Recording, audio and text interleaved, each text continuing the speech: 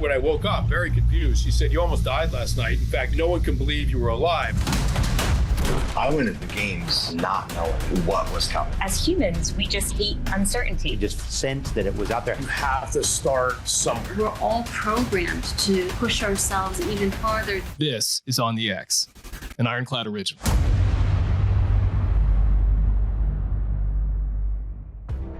Welcome to On the X. My guest today is Connor Beaton, a coach, speaker, and founder of ManTalks, an international organization helping men achieve deeper self-leadership, emotional resilience, and personal integrity. Connor's work draws from a powerful blend of disciplines: shadow work, Jungian psychology, somatic therapy, and CBT, and centers on helping men confront the parts of themselves they often hide or avoid. His own journey through personal hardship led him to build a path not just for his own healing, but for thousands of others seeking clarity, strength, and meaningful connection. He's the author of the best-selling book, Men's Work, a practical guide to face your darkness, end self-sabotage, and find freedom. A grounded, no-nonsense guide for those ready to do the inner work. Whether you are a man or have men in your life you care about, I think you'll get a ton out of this episode. So here we go with Connor Beaton on the X.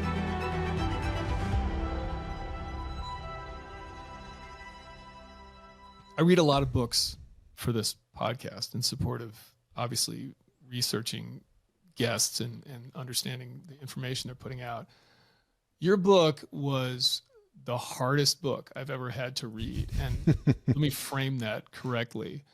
It had nothing to do with like the difficulty understanding the material, and it had nothing to do with like it being poorly written or something like that. Like quite the opposite. It's a great book. But in terms of the reflection it made me do on myself, it was hard at times to read some of this stuff. And I think it struck me particularly hard because I'm at a point where a lot of this stuff is applicable in a unique way. My oldest son is just graduated from high school, and so he's about to go off to college in a couple of months. And that separation that we're now going to have, where he's now out of the house, there's that, I'm sure every parent goes through this, but a lot of thoughts on my mind about like how effective I was as a dad, and did I do enough, and was I strong enough, and did I teach him the right lessons, and was I present enough? All of those kinds of questions pop up a lot for me now. And so I was already kind of a little emotionally charged from that. And then when you read some of the stuff in here about the shadow of the father, it's funny, like that stuff, when I got to that section, I wasn't thinking about my own dad at all. I was thinking about myself as a dad. And I'm sure you get a lot of this based on your work. So I'm going to do my best in this conversation to not make it a therapy session for myself, because I'm sure when you talk to people on especially men that host podcasts, it could have the tendency like, let's just dive into all my problems, Connor, and you can help solve them for me. But I love what you're doing. And I really am thankful for the fact that you are doing something specific about men. And it's reflective of a lot of the stuff I've tried to work on myself and even tried to help other guys with too, and sort of my own personal content. So I think, can we start with just a little bit on your background and what drove you to write or get into this material in the first place? Because you have a very sort of, you talk about it extensively in here, like kind of the depths of destructive behaviors and just ways you were acting that were out of alignment with, I think, how we would both agree how men should really act. So can you just give a little bit of background on what got you there? Yeah, I mean, the simple version, and maybe I'll drop some pieces in, and then you can, pick out whatever you want, and we can go wherever you want. But, I was just a disaster. I didn't like who I was. I was pretty miserable. I was trying to get my life to go in a direction that felt good for me to be, to contribute to other people. And I had found something that I was good at. So I was a classical singer. I was a musician at the time. You're an opera singer, right? Yeah, I was an opera singer, which is strange for most people, and it was strange for me at the time too. Like, I don't know any opera singers. You're the first person I've ever met. I grew up in a small town just outside of Edmonton, Alberta, which is, I call it the Texas of Canada. It's, guns, trucks, oil, cowboys, but it's minus 20, 6 months out of the year, minus 30, 6 months out of the year. And so you know, I went from that working construction, which, you know, I couldn't really find like a direction in life. I didn't really do well academically. I found a lot of success with women. And so I got a lot of self-value and validation and worth from women, which was not helpful for me to find a sense of direction and meaning in life. But then I found something I was good at, and, you know, I was trying to move my life forward, but I had all of this bad behavior, addictive behaviors, you know, that were just stuck with me. Infidelity, drinking, pornography, you know, drugs, stuff like that, that were not so severe that, you know, I was dysfunctional. It wasn't so bad that I was, you know, considering myself an addict, but it was just disrupting my everyday life. I just had no impulse control. It was really bad. And it got to a place in my life where some of the choices that I made, specifically in relationships and being unfaithful, led to the destruction of a relationship that really rocked me. And then I decided to leave the career that I was in. And so everything that I'd kind of built up along the way was, you know, destroyed. And it was in that moment in my life where, you know, I talk about it in the book. I ended up living out of my car for a couple of weeks in parking lots. Was a pretty severe rock bottom. And it wasn't because I couldn't afford a hotel room or anything like that. It literally was because that's what I thought I deserved. You know, I thought I deserved to not tell anybody and kind of like crawl into a hole somewhere. And so my hole was a, you know, 2005 Pontiac G5 or 2007. Which is a terrible car to sleep in the back of if you're 6'1". You know, a 2-door coupe is not where you want to stuff your body. Yeah. And so life just kind of fell apart, and I was fortunate enough to have a mentor come along, and he was in his early 70s and kind of took me under his wing. He was versed in Jungian psychology and Buddhism and a whole bunch of different therapeutic modalities. And he just started supporting me and kind of helping me and guiding me. And then it became a more formal mentorship and apprenticeship. And I ended up spending 2 years with him just apprenticing and learning about, you know, Jungian psychology and how to work with it. And a lot of it was working on myself, and learning about, like, why did I do all that stuff? You know, why was I so destructive? Why did I blow my life up? And when I came out the other side of that, part of what happened was I just started to open up to the men that were around me about the challenges that I was going through. And what I found was that when I was just transparent about some of the struggles that I was going through and some of the challenges that I was having, and I was real and honest, I was met with transparency from them as well, you know, and I half expected for them to be like, you know, whatever, get over it, you know, move past it, or for them to sort of brush it off. But a lot of the guys opened up about challenges that they were dealing with as well. And these were men that I thought were crushing it in business, who then started to tell me the truth about what was going on in their company, or, you know, thought they were in a great relationship, but, you know, they started talking about some of the challenges that they were having. So it really opened me up to the fact that so many men that I knew, and just men in general, were walking around, you know, sort of half known by the people in their life. And so that's maybe like a little bit of a longer version of what led me into the work. How old were you when that happened? Late 20s, early 30s. Okay. Yeah. How old are you now? I'm 42. Okay.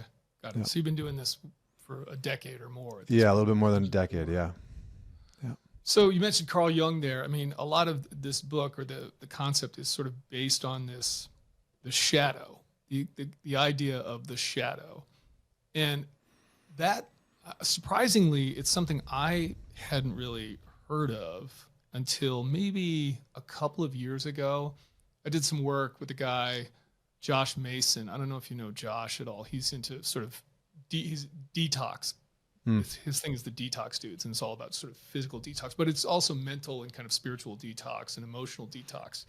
And he's got this retreat called Spirit of a Man, which is very much in line with what you do. It's small. It's like a dozen guys. You go there for 5 days. You're completely off digital devices. You do and there's a lot of shadow work that goes on in that. And I attended one of these things. And so that was my first kind of exposure to that concept. But for people that have no frame of reference for that hear that and don't know what you're talking about, what does that mean? Yeah, the shadow is the part of your identity or the part of yourself that you've essentially rejected, neglected, or avoided. So it can be stuff about you that you don't necessarily know, but it's usually the parts of you that you've had to try and cut off psychologically in order to survive. So, I've called it a whole bunch of different things, like the hurt locker. It's one thing. It's where you put your pain as a man, your insecurities, your fears, the pain from being betrayed, the pain of, being abused and what it did to you, like that type of stuff. But the shadow is you can think of it as like the alter ego that you don't want anybody to know about, because you're ashamed of it and you don't like it and you don't want people to find out about it. So fears, insecurities, pain, betrayals, your shame, those parts of you, the sort of inner critic, that's really hypercritical self that's constantly criticizing you, that's usually all part of the shadow. Why do we feel that way about it, though? So why do we, in the first place, have parts of ourselves that we lock away and kind of keep under wraps? Are those societal norms? Is that something we're taught as men specifically? I think there's two parts to it. So on the one side, yes, like in the book, I talk about how culturally we as men are taught strength through suppression. So we're taught that the pathway to psychological strength is just stuff it down and ignore it. And that actually doesn't work. That's antithetical to mental health. That's antithetical to mental strength. It's not what the Stoics were talking about. That gets misinterpreted all the time. But socially, that's the part, right? We have this idea that if I just stuff things down hard enough, long enough, strong enough, that will create some type of resiliency. And then on the other side is just a natural human byproduct that, we are a species that is social, and we are a species that does almost anything that it can in order to belong. So as you grow up, when you're a child, your whole sense of safety and your life itself is in the hands of a few people. And so you will do whatever it is that's necessary in order to survive in that environment. And when I say that environment, I mean your family system. And so if you grow up in an environment where, your dad's really hostile, he's aggressive, he's yelling all the time, he's super critical, nothing's ever good enough, you're going to adapt to try and belong and fit in and survive in that environment. And you're going to adapt by trying to cut out the parts of you that you think are going to elicit that criticism and that hostility and that aggression. And so there's many different versions of that, but the core of it comes from childhood. And the core of it is that you are doing whatever it takes in order to belong. And then it continues on, right? So it continues on outside of your family system into your school system, right? So you get into school, you get friends, and then again, you try and reject certain parts of yourself in order to fit in and belong within that social setting. And then you start dating and you discover women. And then all of a sudden you're like, there's a whole bunch of things that I think women wouldn't like. And so you start to systematically try and put things out of your sense of identity to try and get women to like you and appreciate you and value you. And so depending on the man and what his family of origin looked like and his upbringing looked like, his shadow will just hold different things. For some men, their anger will be in their shadow. The sort of classic nice guys, they'll have repressed their anger because they'll have seen that it's a bad thing, or men shouldn't be angry, or men that are angry are dangerous. And, they hear those types of narratives, or they see a man that's angry, and so they repress their anger. And then they become men who their anger's in their shadow and they have no boundaries. They don't speak up for themselves. They're sort of like these classic nice guys. So that's just an example of what it can look like, but that's how it's really created. So it's both social and then environmental. There's so much stuff you said in there that I want to dive into. So let's start with the kind of stuff it down, suck it up thing, because this is something I talk about a lot, and I've come to really believe the older I get is how destructive that can be for people. And thank you so much for saying it too, because I have yet to see anybody else really say like, basically, this is a stupid idea a lot of times. Because it's one of these things that I think is so prevalent. It's so ingrained in us, especially when we were in professions like where I come from, like military, special operations, that kind of, I mean, the whole thing is based on suck it up, suffer in silence, right? Just grind through. Mm-hmm. And I always say, like, that is a tool. Like, you need that for jobs like that. Absolutely. And it's a skill that we have to learn, not just as men, I think as people in general, but like, that is a skill that's important. And there's a lot of people that don't have that skill and need to find it at some point later in life. And that's why there's a lot of influencers out there like Dave Goggins who really appeal to people, because it's like, they may not have ever found that part of themselves that requires them to dig deep and grind through.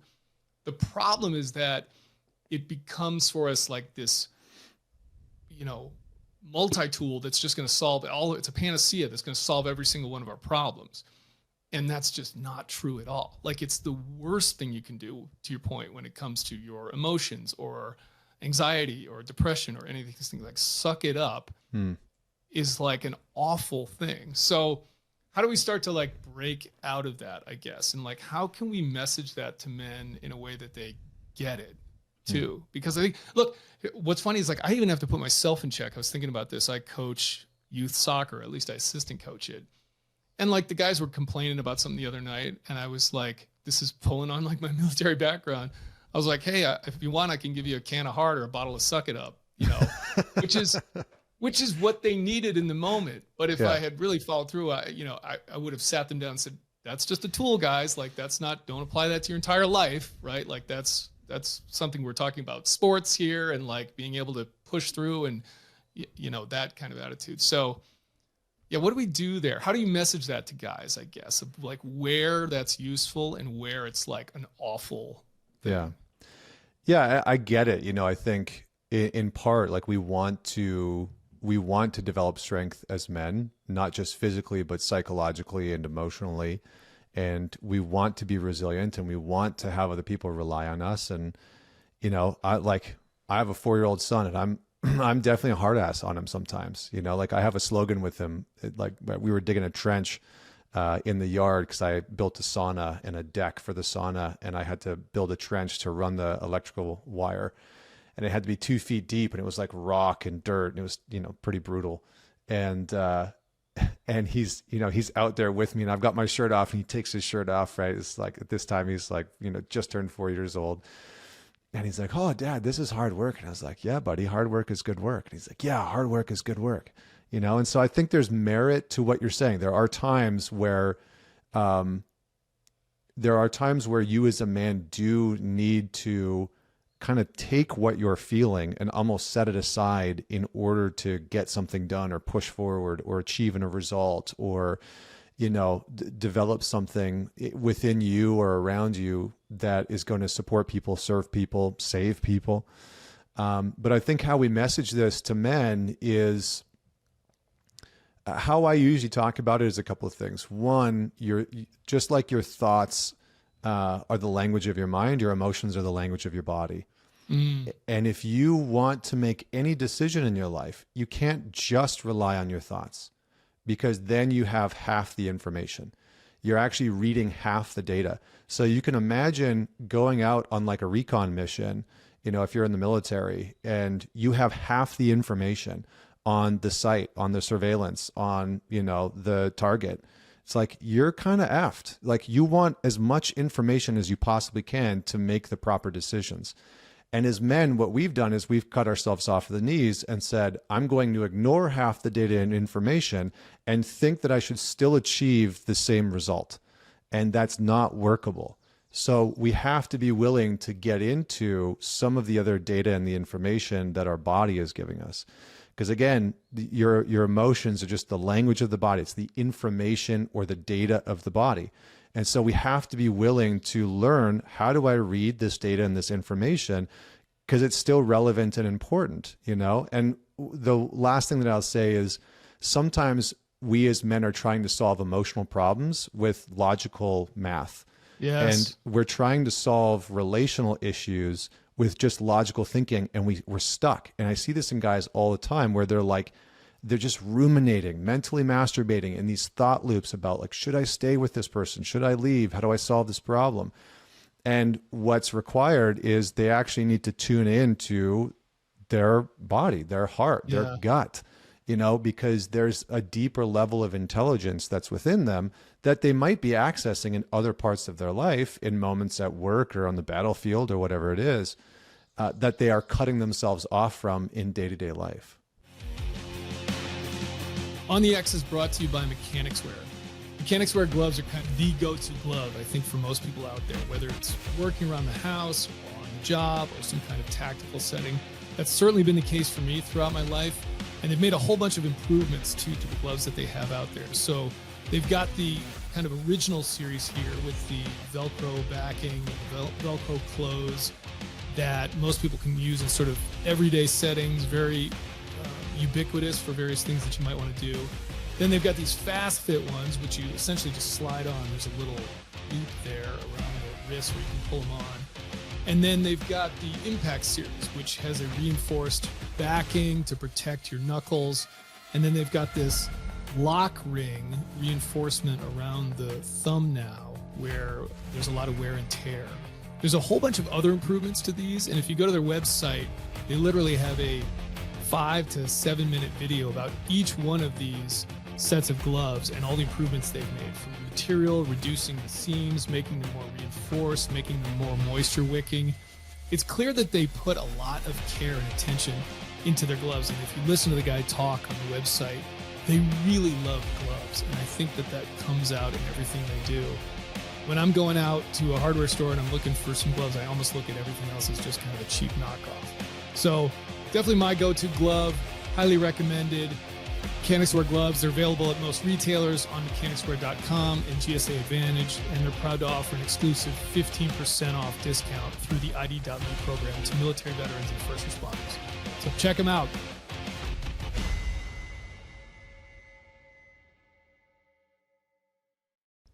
Yeah. Oh my God, it's so good. I love the way you framed all that stuff, because it's all, again, it's things that I've learned probably for myself in the last 5 years or so, maybe 10. But I'm almost 50, and the reality is, for 40 years of my life, I didn't know any of this stuff. Like, if you had said that to me 10 years ago, I'd be like, what are you talking about? I have no clue what you're saying there. Fair. And I come from a sort of a place of empiricism and intellectualism, and even the Stoicism stuff kind of like comes from that place a lot. And going back to this retreat that I did, the whole idea of that, when we started off, he said, like, this is about getting out of your head and getting into your body. And I didn't even know what he meant. I was like, what do you mean by getting into my body? I don't understand that. And the idea that your emotional, like, that's where you keep the energy of that. It's not in your head. It's not in your mind. It's in your body.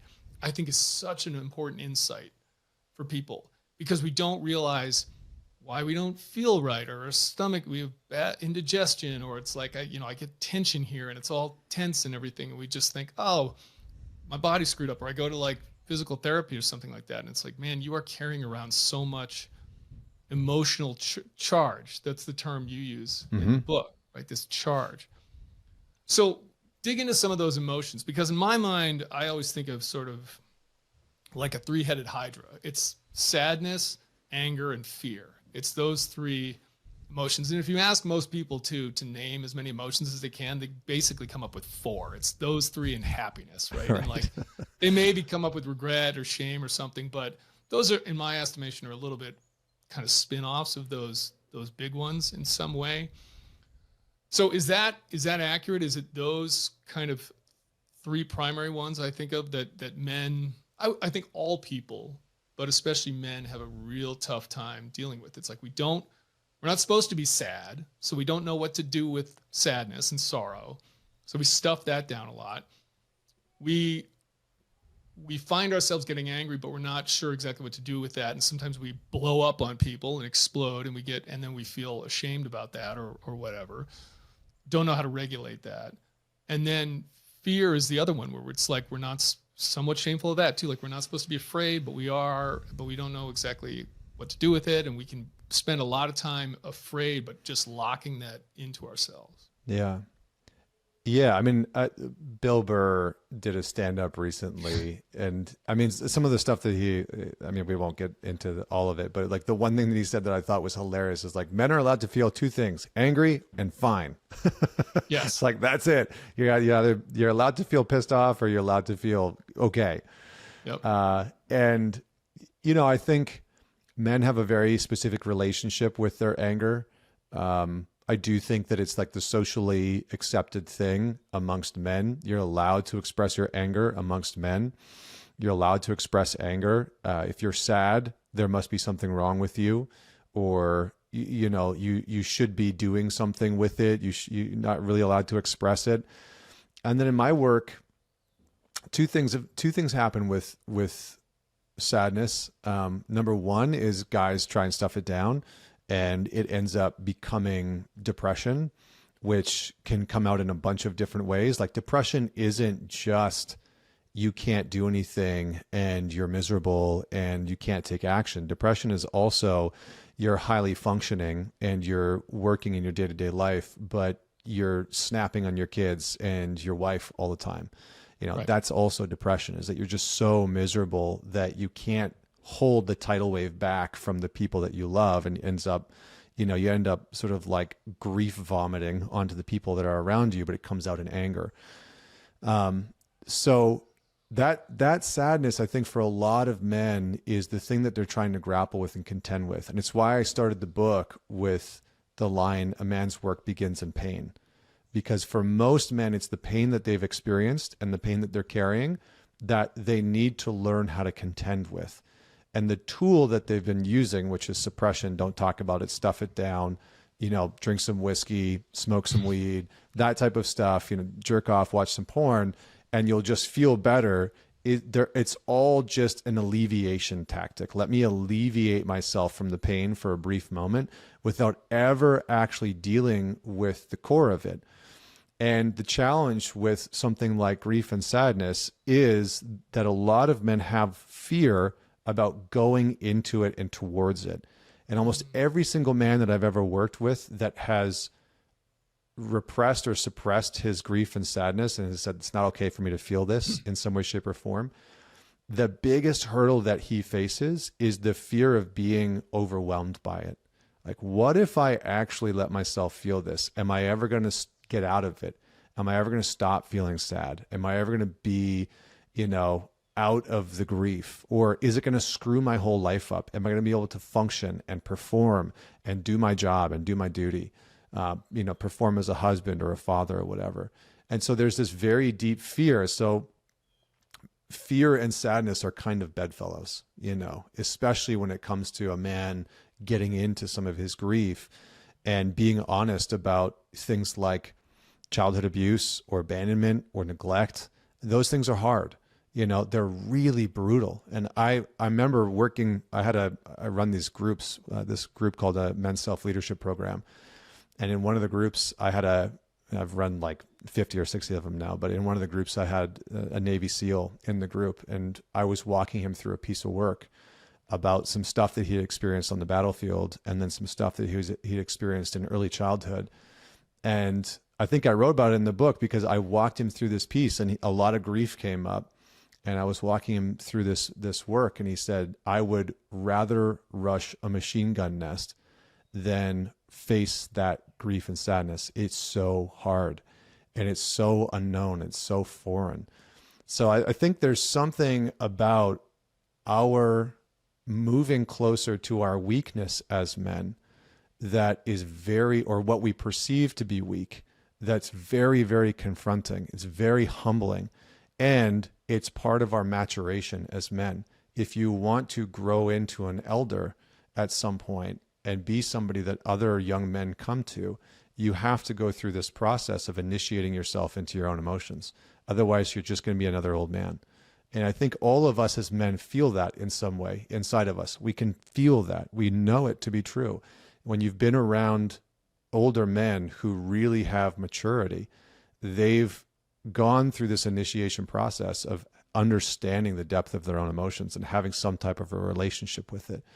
So fear is the last one. Most men don't want to go near their fear. They don't want to be honest about their fear. They do not want to admit it. They don't want to open up about it. They don't want to talk about it. Maybe they'll admit this sort of like ridiculous, like, oh, I'm really afraid of heights, or like, tarantulas are just like disgusting to me and I don't want to be around them. I've never touched them. But what they don't want to do is talk about the fear that wakes them up at 3:00 in the morning about, being financially insolvent and not being able to protect their kids and provide for them. They don't want to talk about that fear, right? And they don't want to talk about the crippling fear that they have about their kids getting sick, or, losing them, and the stuff that like is really at the core of their hearts.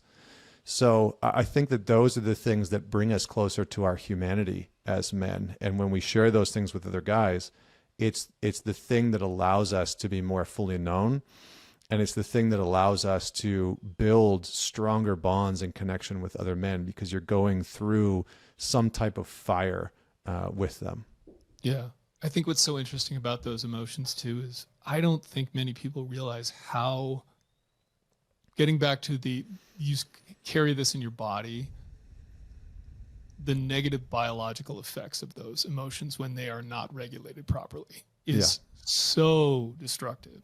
And guys don't realize that. They just think, oh, it's fine, right? It's like, oh, yeah, I'll just don't deal with that. No big deal. So, it goes back to the suck it up thing. But it's like, dude, if you spent 20 years in the military never grieving over a fallen teammate and you just stuff all that shit in, it's like it doesn't disappear. It's sort of like, I always tell guys, it's like holding in a fart. Like it doesn't vanish. Right. And it's like, you can get away with that for a little while, but eventually it's like, it's going to come out in other ways. You're either going to blow up at people or you're going to have physical dysfunction. And then with the fear stuff, it's like, I think if you asked a lot of people or told a lot of guys, combat veterans or first responders or whatever, like, do you realize you live in a perpetual state of fear? They'd be like, no, I'm not. I'm courageous. I'm brave. It's like, that's not what I'm talking about. It's like the fact that you, to your point, you're constantly worrying about your financial stuff. You worry about your health. You go into restaurants and sit with your back against the wall and scan for threats. You have told your limbic system and your brain that there's a constant threat out there. And that is doing things physiologically to you to degrade the way you present in the world. You don't think as clearly about that. Your digestion isn't very good. You don't sleep as well. And you're just doing that all day long. Yeah. And they have no notion that that's what's going on. Yeah. A big part of the work, like when men that are military or first responders come out to our weekends, a big part of the work that we do is helping their bodies remember what rest actually feels like. What does safety actually feel like in a somatic sense in your body? And to be able to reclaim that, in a way that you can bring it back out into the world so that you have that sense of safety. Because I think for a lot of men, from working with a lot of first responders and former military, it's safety comes in being in this chronic state of alertness to detect threats, which I understand to a certain degree. Like I get that. I get, we as men have a bit of a wiring towards that of protect the tribe, protect the family. I get that. I'm not denying that at all.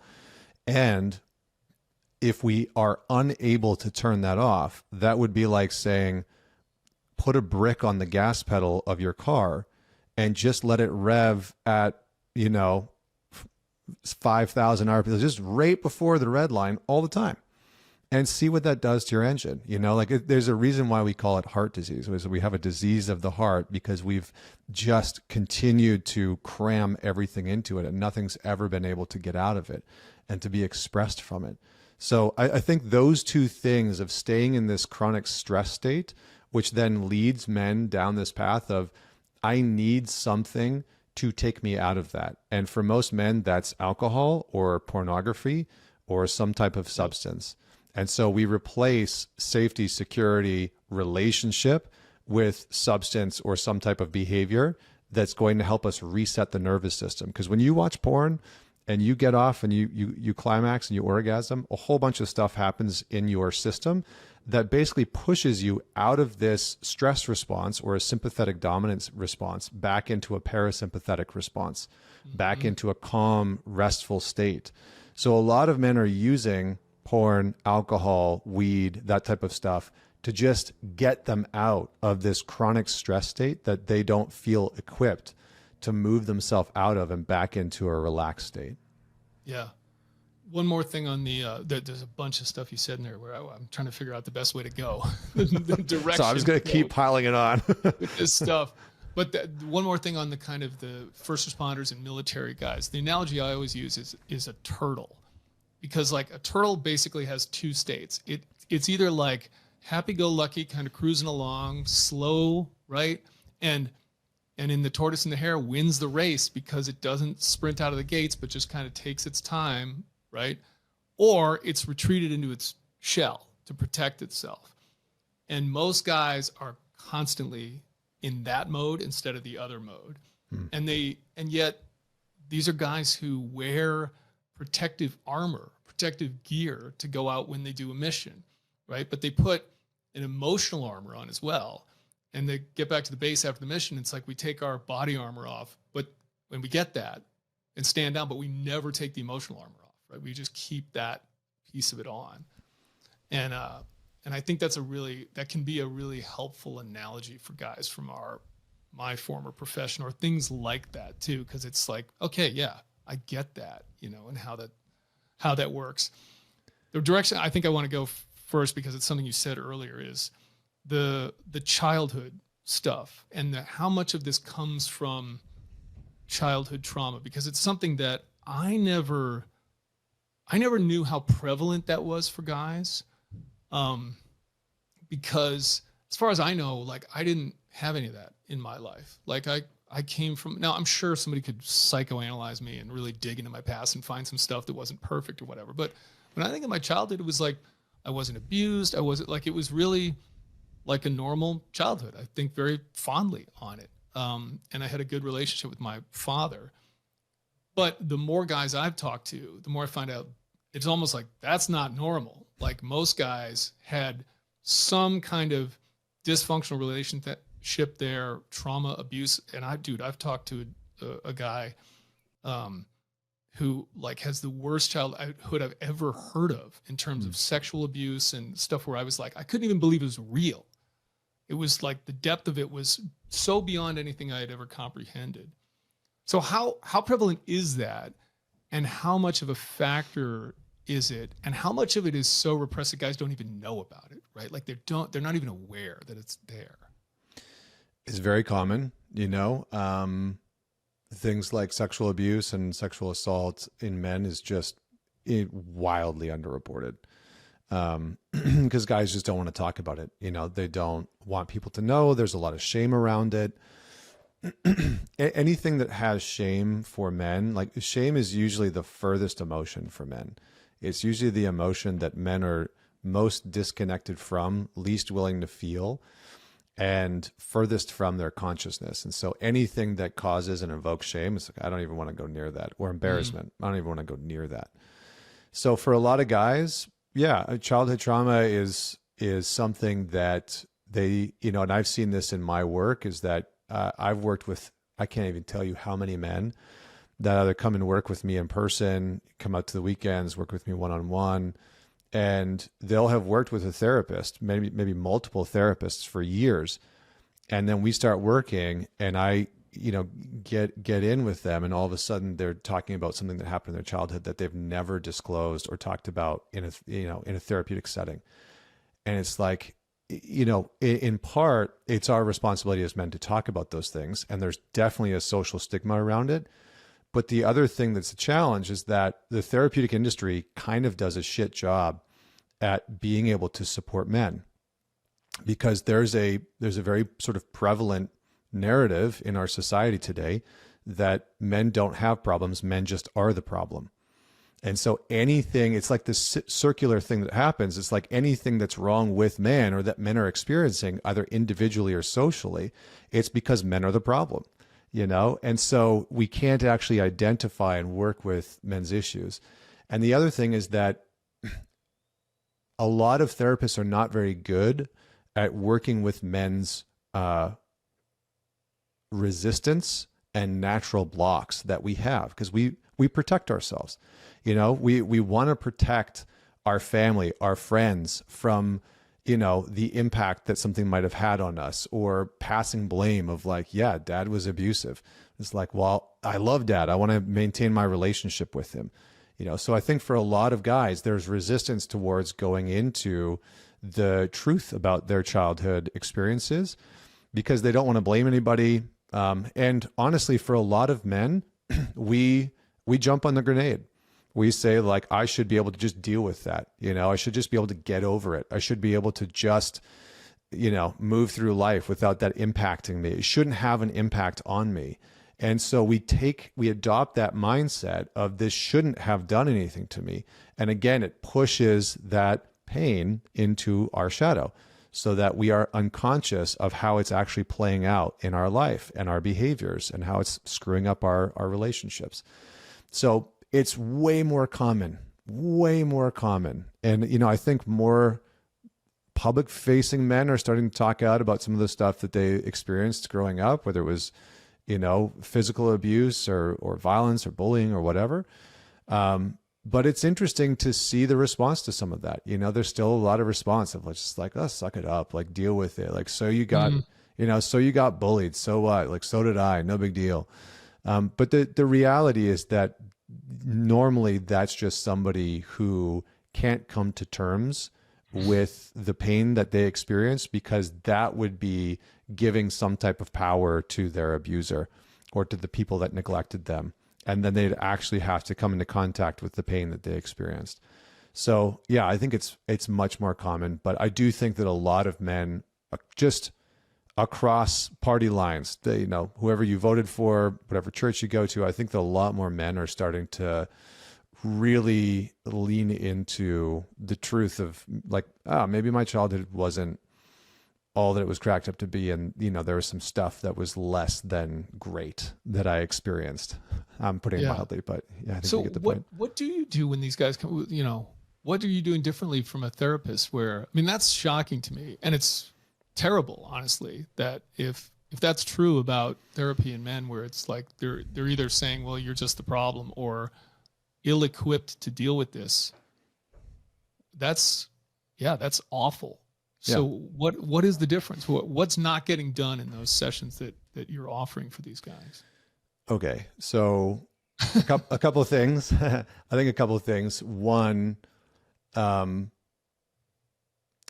the therapeutic space, it's roughly 75 to 80% women. So the therapeutic psychological industry has completely been taken over by women. And that's not a bad thing per se. It's not bad or wrong that there are more female therapists, but there is something different about a man working with another man and being able to identify that something is fundamentally wrong with that man. And I think women have sometimes a harder time being able to distinguish and discern if something is fundamentally off with a man. And to prove this, there was a huge study in the UK that looked at all the men within a certain time period that had taken their lives. And what they found was that 92% of those men that had taken their lives had sought out some type of therapeutic help. So they were in counseling, they had seen a therapist, they had been going to a psychologist. And of those 92%, 80% of them were labeled as no risk or low risk for suicidal ideation. So you have all these men that took their lives. The majority of them went to see some type of therapeutic help or support. And the majority of them were not even identified to be at risk. So that's a huge problem, you know, that our therapeutic industry has, that they can't quite identify when a man is struggling. And the big thing that most people miss, most practitioners miss, is a couple of things. Number one, a big red flag for a man is when he feels either that he is useless in contributing to his life and the people around him or his society. So if you look at the research, again, there's a big body of work that Richard Reeves did it through the American Institute for Boys and Men. And they looked at suicide notes that men had left behind. And the biggest word that they found was useless. The most common thing that we miss out on and that the therapeutic industry does not do well is helping men be useful and develop competency in the areas that they have identified they are struggling in. So if a man comes into a therapeutic environment and he says, I'm shit at communicating in my relationship, I'm not very good at putting up boundaries with my wife or my girlfriend, and I really shut down, whenever conflict arises, that therapist might talk with them about why that happened, and maybe they might give some loose strategies, but they're not laying out a systematic plan of, I'm going to help you develop competency in setting boundaries, communicating your needs, and being able to be expressive in your relationship in a way where you're leading yourself and you feel competent in the relationship. So competency is the big one, actually helping men to develop competency. But the really big one is dealing with intensity. The majority of men, when they start to come into contact with their pain or their shadow or trauma or whatever it is, inside of them, it feels massive. It feels huge. It's like what I usually say is that every man has an intensity inside of him that he does not know how to deal with, or he is afraid that it's going to harm other people. Mm-hmm. And that intensity could be grief, it could be rage, it could be, depression, it could be violence, it could be a whole bunch of things. And the challenge that the therapeutic industry has is that therapists aren't really taught how to deal with people's intensity. They are taught to chronically and constantly de-escalate clients. And there are moments where what is actually needed within a therapeutic setting is to upregulate somebody, to actually escalate a client, to escalate somebody, to get them into a different state so that they can actually work with whatever it is, their grief, their anger, etc.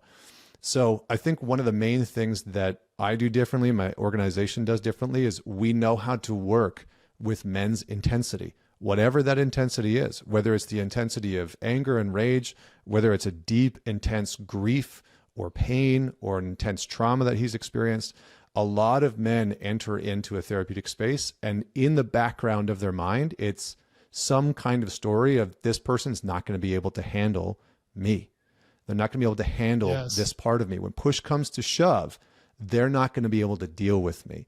And I think for a lot of men, because maybe they have like a physical leg up, or, like we kind of trick ourselves as men into convincing ourselves that our problems are special and that like nobody on the face of the planet is dealing with the same issue. And so we go into those environments, and that intensity that we're carrying, a lot of people just don't know how to work with it. But if you're with a good practitioner, they will know how to work with that intensity. Yeah. Man, everything you say, I think of like 10 things I want to ask you about, like 10 different directions I want to go with it.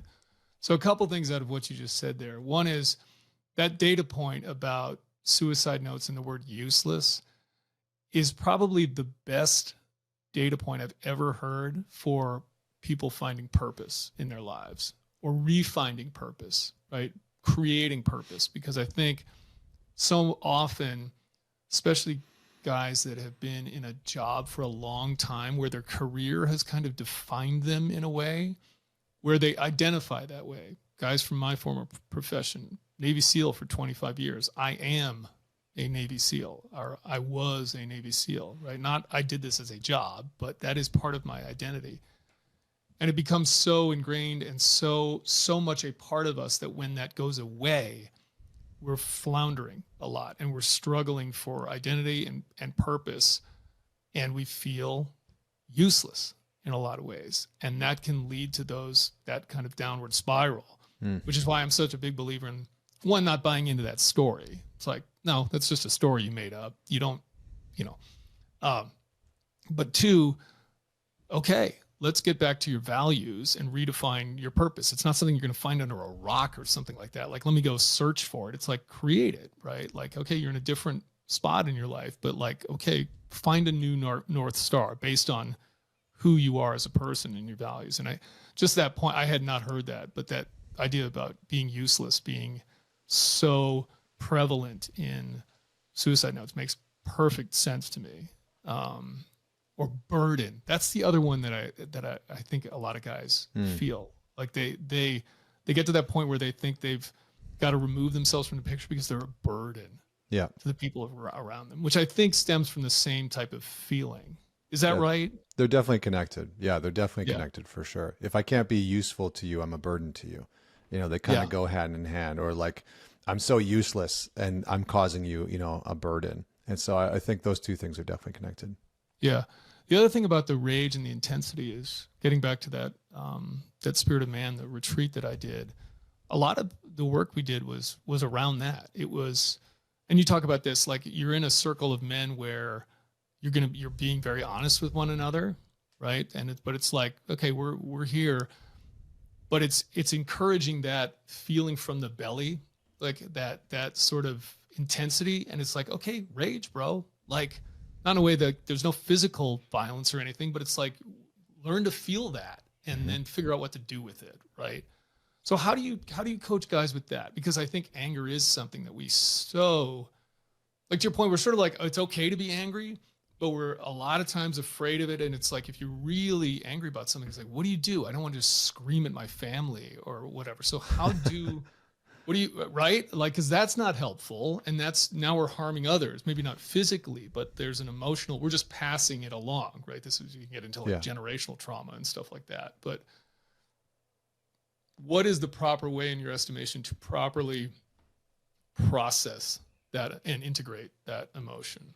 Yeah. So a couple of things are important with anger specifically. One, there's sort of two avenues that we can use for discernment. And in the book, I talk a lot about dealing with your charge, because it is just an energetic charge, right? Emotions are just energy in motion.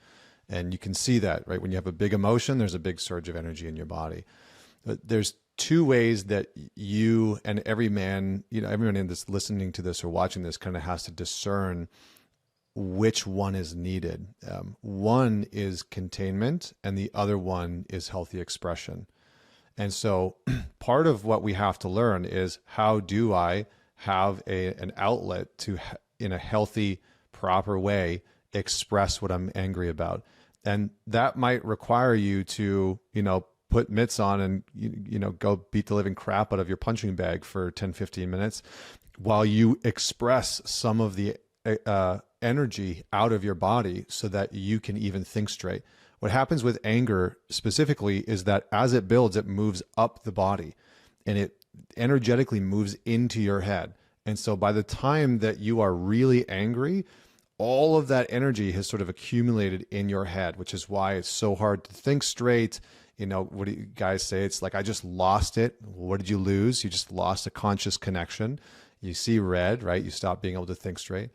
So sometimes if we move into an area of, you know, either having too much anger in the body that we can't think, we might need to express it out. And, you know, you can do kickboxing, you can use a punching bag, you can get like a wiffle bat, you know, and just let it out. And that might mean that you have like I sometimes with clients, I'll have them do something called a conscious rant, where you just let loose and you jump around and you fire off and you just like, you let it all out at the top of your lungs as hard as you can go for, you know, 3 to 5 minutes. If you make it for 5 minutes, good for you. It's like, it's very unlikely because you're really expressing the depth of that energy and that anger. So, and for some men that have repressed anger, this practice is actually needed. Men that have repressed anger are going to need to practice letting the anger out in a way that feels foreign and weird and too big and, you know, kind of frightening and all those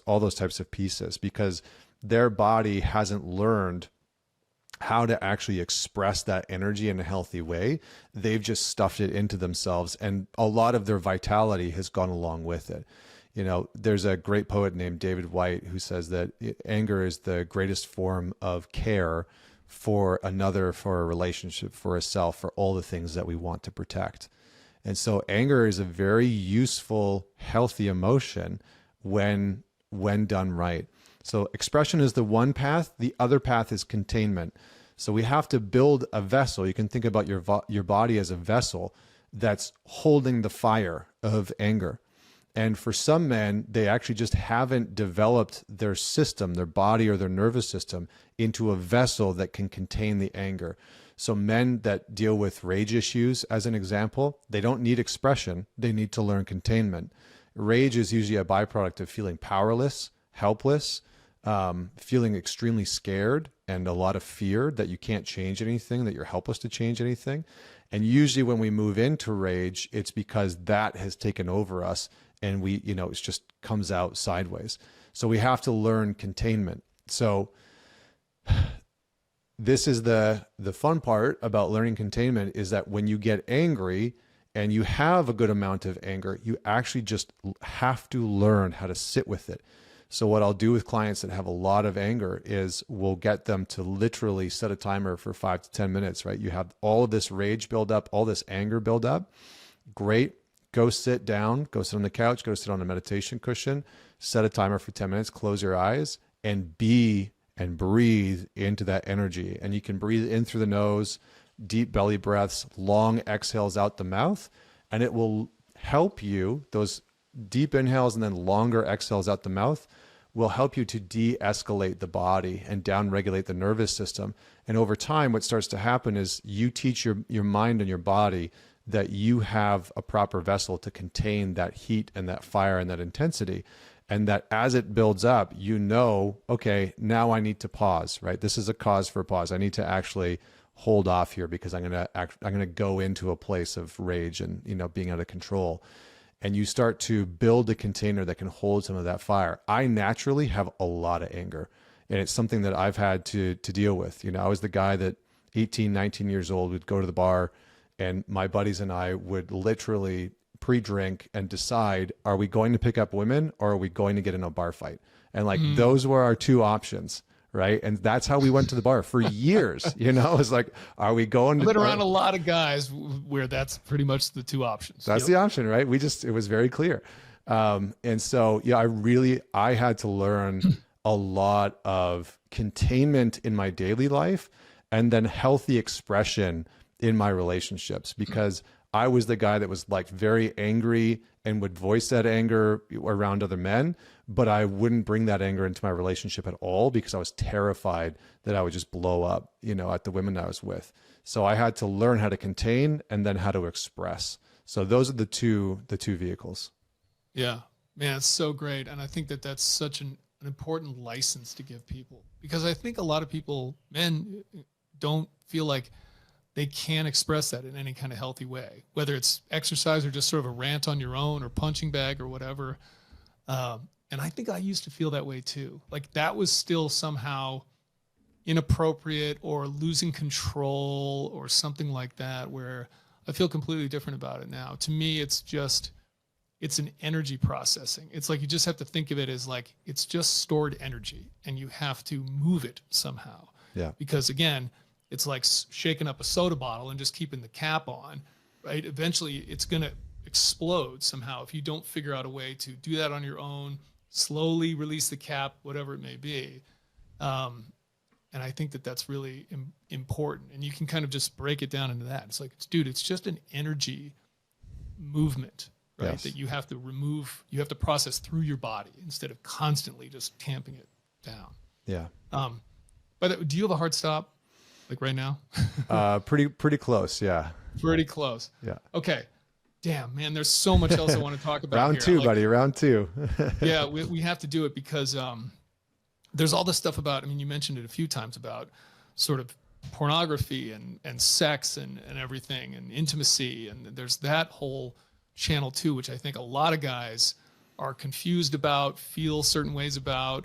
And you very clearly lay out scientifically too why some of the behaviors we can find ourselves engaged in are destructive, not only just destructive and sort of bad habits, but really are affecting our physiology in a way that is not conducive to having the vitality and clarity of thought and everything. And I think that those are really important lessons. But since you got to wrap it up, I guess we'll wrap it up. Let's just finish with this.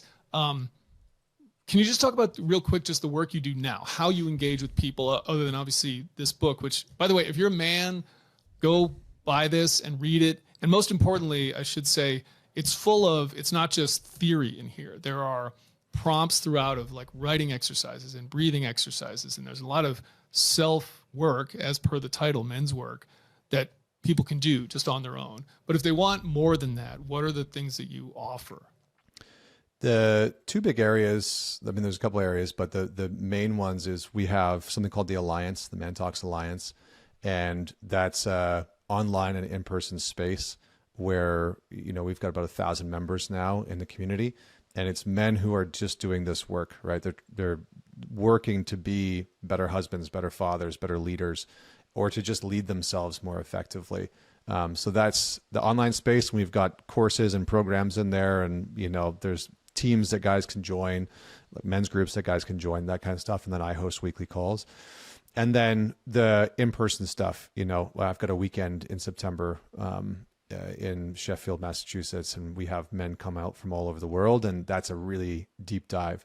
And so a lot of the work that I do with men, sometimes I'll work with men in like an intensive environment where they'll come out and work with me for a day or two, depending on what they have going on. And usually that's a culmination of, theoretical teaching them, giving them practices, but then also like really deep psychotherapeutic somatic work, like processing through some of the trauma or the pain that they're carrying. So that's what the weekend is really about. The weekend is really deep, getting into the work, and it's myself and two other men. One of them, he's been a therapist for 40 plus years. And I mean, he's created his own attachment and developmental model. And so we talk about that, and how, lacking healthy attachments almost always leads to some type of addictive behavior.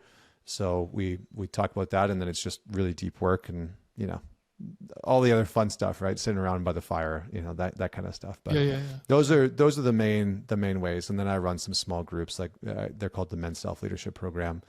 And then my wife is a couples therapist, so every once in a while we'll work with couples, and couples will come out and work with us. Or, we're teaching at Omega in July, which is kind of cool. So that type of stuff. But the best way is just mantalks.com. That's probably the best way to find me and come across me. Awesome. Well, thanks for doing the work that you do, man. I think it's super necessary. I'm glad somebody's doing it. It's fantastic stuff. Men's Work is the book. And thanks for coming on, man. I really, really appreciate it. Yeah. Thanks for having me. Thanks for listening to On the X, the official podcast of the Navy SEAL Foundation and an Ironclad original series sponsored by Mechanicswear. Learn more at NavySealFoundation.org or text On the X to 60104. See you next time.